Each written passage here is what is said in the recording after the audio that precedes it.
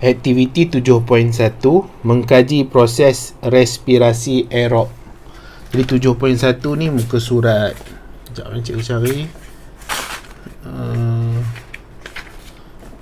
Muka surat 116 buku teks. Okey, buku teks muka surat 116. Mengkaji respirasi aerobs, proses respirasi aerob. Jadi bila sebut tentang mengkaji ni tujuan lah. Proses respirasi aerob. Respirasi aerob ni proses respirasi yang menggunakan oksigen. Jadi dia guna oksigen.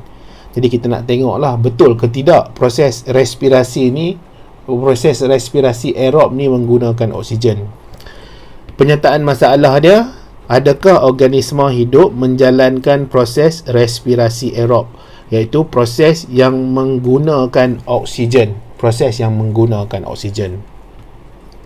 Kemudian kita ada hipotesis. Jadi hipotesis ni apa? Ramalan awal, educated guess. Jadi kita rasa daripada pengetahuan kita yang sebelum ni, betul ke organisma ni menggunakan oksigen? Memang betul lah. Jadi organisma akan gunakan oksigen, kemudian dia akan bebaskan karbon dioksida semasa proses aerob. Okey? Jadi itu kita punya ramalan kita daripada pengetahuan yang kita ada sebelum ni. Sekarang ni kita pergi pula kepada pemboleh ubah. Jadi pemboleh ubah dimanipulasikan kehadiran organisma hidup. Bergerak balas peningkatan aras cecair berwarna. Jadi ada cecair berwarna yang akan digunakan.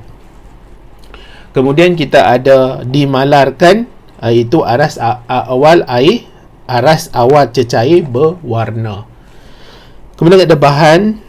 Okey, bahan ni kalau ada lagi kamu nak tambahlah. Kemudian ada radas. Jadi teknik dia kita memerhatikan saja paras aras larutan. Jadi ini set up dia lah. Okey, dia punya set up dia macam mana kedudukan alat radas bersama dengan bahan itu disusun. Okey, sekarang ni kita ada tabung uji A, tabung uji B. Tabung uji A ni kamu nampak ada lipas. Tabung uji B ni tidak ada. Okey, tidak ada lipas lah, tidak lipas lah. Kemudian di bawah ni, di bawah tabung uji tu dia ada kapur soda. Kapur soda ni adalah untuk dia menyerap karbon dioksida. Kenapa dia nak menyerap karbon dioksida? Sebab kalau dalam proses pernafasan, karbon dioksida tu akan dihasilkan. Sama ada respirasi aerob atau anaerob, ada penghasilan karbon dioksida. Jadi bila karbon dioksida dihasilkan, dia akan menambahkan udara yang ada di dalam ni. Tapi kita nak tengok dia guna oksigen. Jadi bila dia guna oksigen, sepatutnya kuantiti udara tu akan berkurang. Kenapa dia tak berkurang nanti? Disebabkan ada karbon dioksida. Okey, jadi karbon dioksida tu dia bertambah.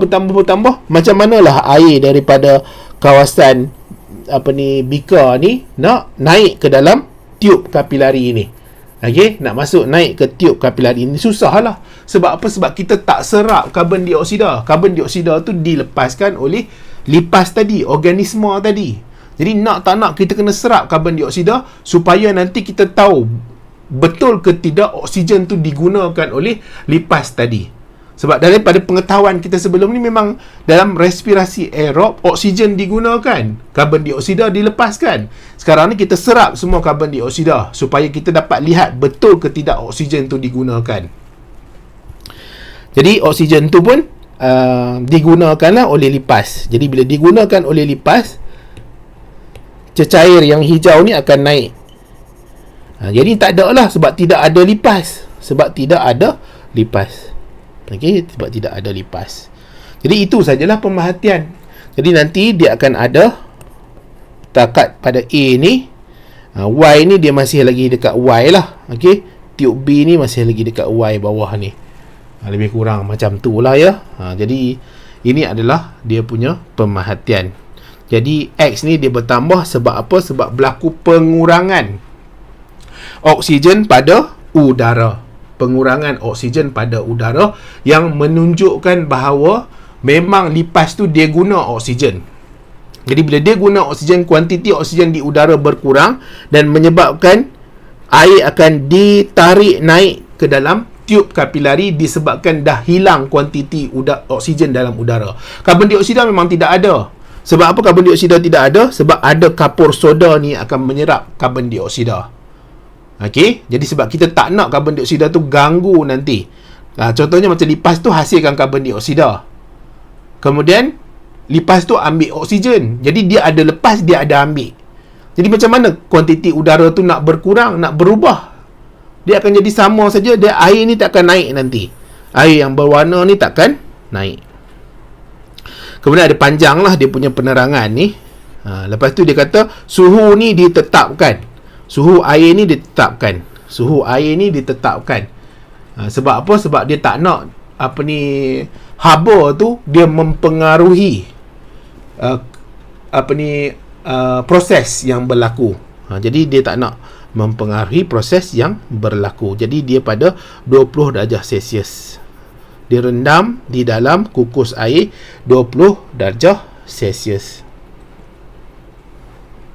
Apa lagi nak terang? Ini kamu baca lah sendiri ya.